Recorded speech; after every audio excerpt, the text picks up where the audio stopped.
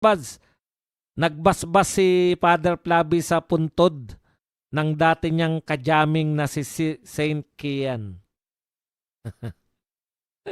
Saint Kian. Ano po ba yung acronym na TICAS, Sir Buds? Ayuda din po ba yan? Kasi sa Bisaya yung TICAS ay daya sa Tagalog. Aba, hindi ko po alam kung meron po nun. Ngayon ko lang po narinig yan TICAS na yan. Tatay Badong, meron sa TikTok nagtutupad naka-iPhone. Kalahin yun? Baka yung iPhone pa na ano yan, ha? Na latest iPhone pa yan. Daang milyon na civil case, grabe, ganid na talaga sa pera, no? Dapat na magpasalamat si Claire Castro kay Flavi para mabasbasan. Yes, hindi binabalita ng media yon about Mindanao and Luzon kasi controlled nila.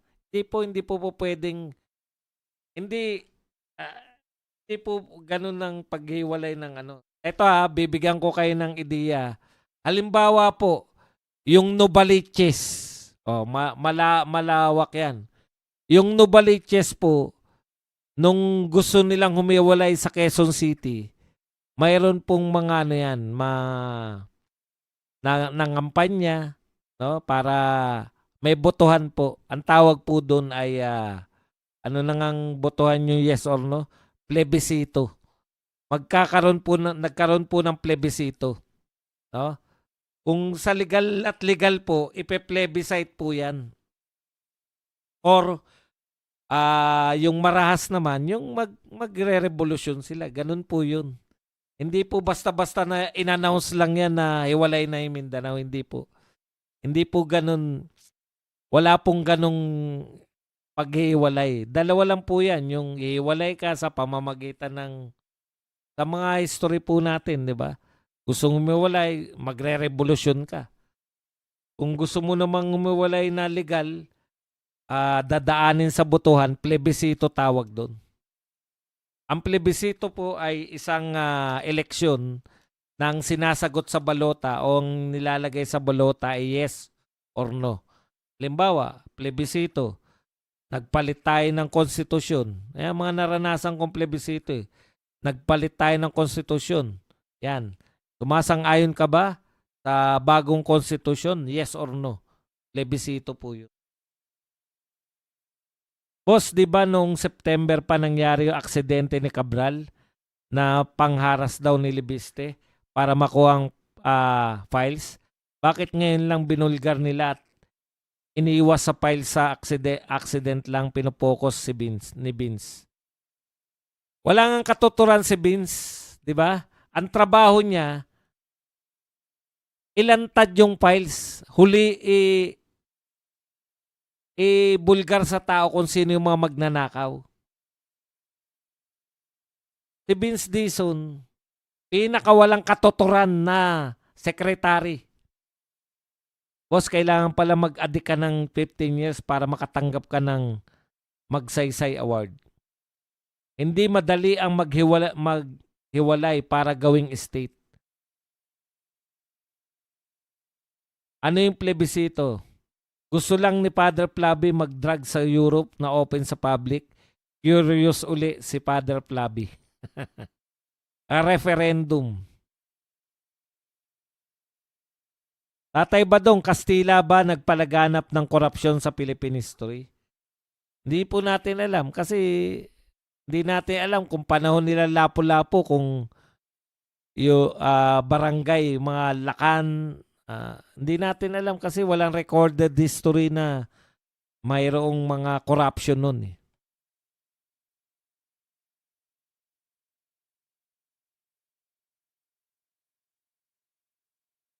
Tatay Badong, Kastila ba nagpalaganap ng korupsyon sa Philippine history?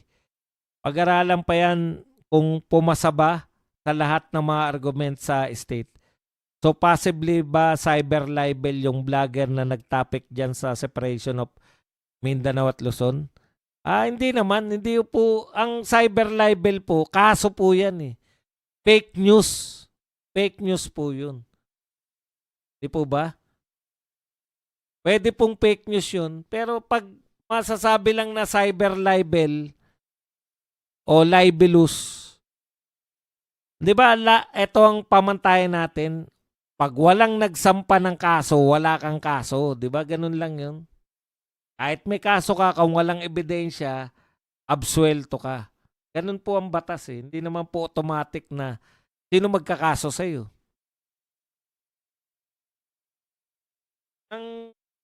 Yan, in general ako lahat ha. Hindi ko kilala kung sino yung sinasabi mo na ano. Kayo naman, madali lang naman po yan eh. Na-research nyo nga yung mga tao na yan. Lagana po ngayon yung misinformation, disinformation. Pero madali lang din pong malaman kung ang impormasyon na ito totoo o hindi. Ang dami na po. Google po talaga isa sa mga reliable. Madali lang po eh.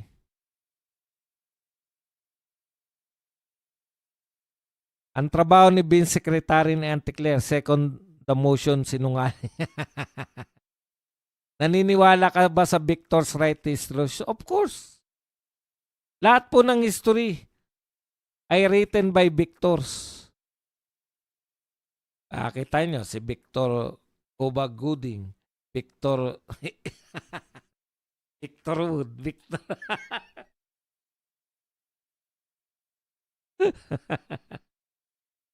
Eto na lang, tignan nyo. Paano nila sinulat yung pagbomba ng eto Hiroshima and Nagasaki bombing. Paano nakasulat yan? Di ba? Yan ay kinakailangan para matigil na yung digmaan sa World War II sa Asia Pacific, di ba? Parang need. Dahil doon, yun na naging para maawat. Paano kung nanalo yung Japan?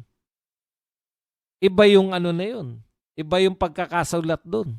Di ba? Ito ay talagang malaking, kasi tignan nyo si Hitler. Ang sama-sama nung, ano bang tawag? May tawag sila, di ba? Doon sa pagpapapatay ni Hitler sa mga Hudyo. Ano kaya kung nanalo si Hitler?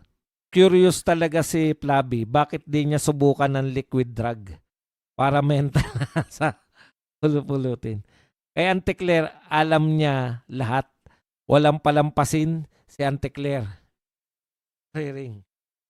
Kaya lang ano siya eh. Nawambang siya ron sa hindi niya akalain yun eh. Yung mga paliwanag niya talagang panglito lang. Sabihin niya, sabi mo hindi mo ididemanda si Boeing dahil kaibigan siya ng nanay mo. Ako ba? Kaya mo ididemanda dahil hindi ako kaibigan.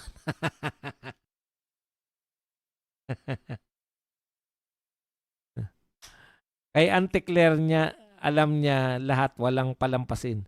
So we call it sinungaling vlogger, then walang manood next time. Ito honestly ako po nabibiktima pa rin ng maling informasyon eh. Nakukuha nyo? Pwede naman yung nabiktima lang din yung vlogger. Hindi. Ang hirap man ng konklusyon natin eh. Porket sinabi ni Badong, sinungaling na yung vlogger. Kung yung source niya, pinaniniwalaan niya. Tapos, nabiktima din yung source niya ng maling impormasyon. Hindi nyo po kagad-kagad na sasabihin na kayo pwede nyo na makonclude yun. Ito po para hindi kayo pa ulit-ulit. Dati nangampanya ako nito noon sa boxing. Yung mga clickbait, yung mga talagang wala naman topic dun sa sinasabi, kiniklickbait lang kayo. May power kayo, di ba? May power kayo to choose. Kung lagi kayong kiniklickbait, tapos pinanonood nyo, tapos umaangal kayo, na clickbait lang. O nagpe-fake news na, alam nyo na, nagpe-fake news. Aangal kayo na fake news kayo. Tandaan nyo, ito, clickbait na ako nito, ayoko na rito. Mentras na tinatangkilik nyo sila, na sila ay pinagbibigyan ninyo, gagawin nila yun kasi tumitingin kami sa views eh. Ang dami nanood, talagang effective tong gimmick ko. Effective tong pagke-clickbait ko. Magki-clickbait nga ako na magki-clickbait. Maraming malalaking yung lalo na yung mga hindi nagpapakita ng mga muka. Yung mga AI yung mga muka. Ang daming clickbait eh. Mahirap po, tapos syempre, dahil baka kinakantsawan pa kami niyan eh.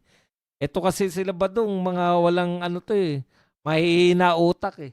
Ang dali lang naman mag-clickbait. O, di ba? Ganun po yun. Minsan integrity din. Ang power nyo po, ang power ninyo, yung power to choose. Kung lagi kayong inuuto, lagi kayong sa tingin nyo, sinasadya na yung pagki-clickbait. Kaya nga clickbait, di ba? Yung pamagat niya, talagang akala mo,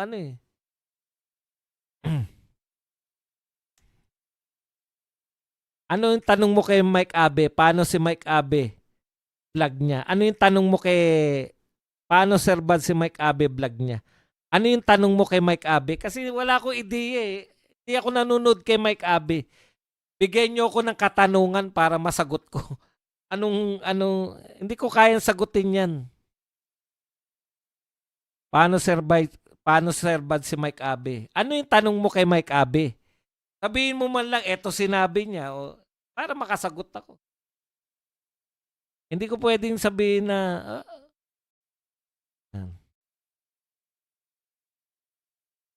so we call it sinungaling vlogger, then Apple yon, favorite ni yon.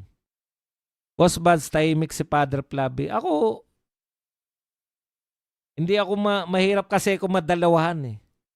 Pag ako, niloko mo ko, hindi ka na makakadalawa sa akin. Pag kayo, gustong-gusto nyong panoorin kahit na alam nyong clickbait, anong rason bakit dalawa ang ginawa nilang atomic bomb? Hindi ko kayang sagutin. Bakit 2 beses sila nag-atomic bomb? Hindi ko kayang sagutin yan.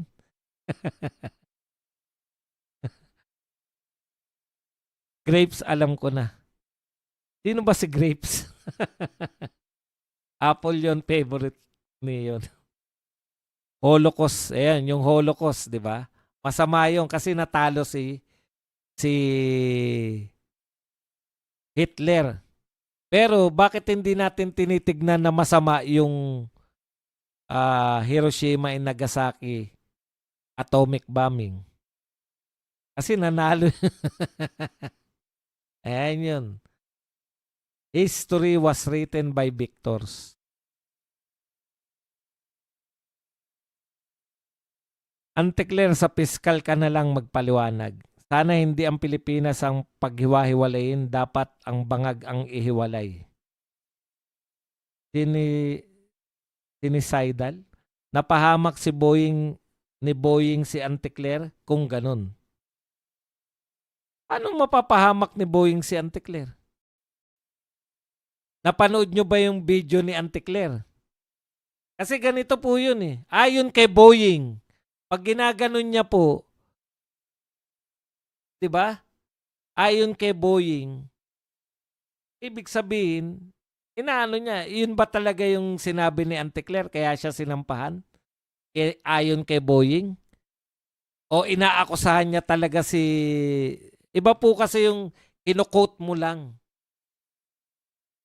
Nagko-quote ka lang eh. Di po ba?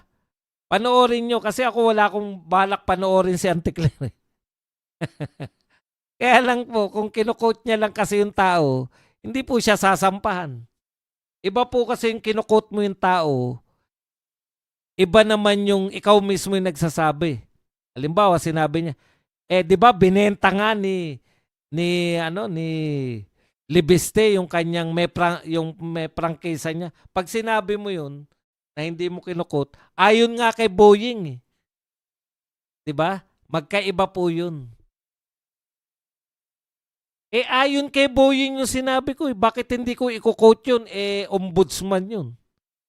Wala ka hindi ka pwedeng kasuhan. Pero pag sinabi mo na, di ba binenta mo, Alibiste, yung may prangkisa mo. Ikaw yung nagsasabi, hindi naman si Boying.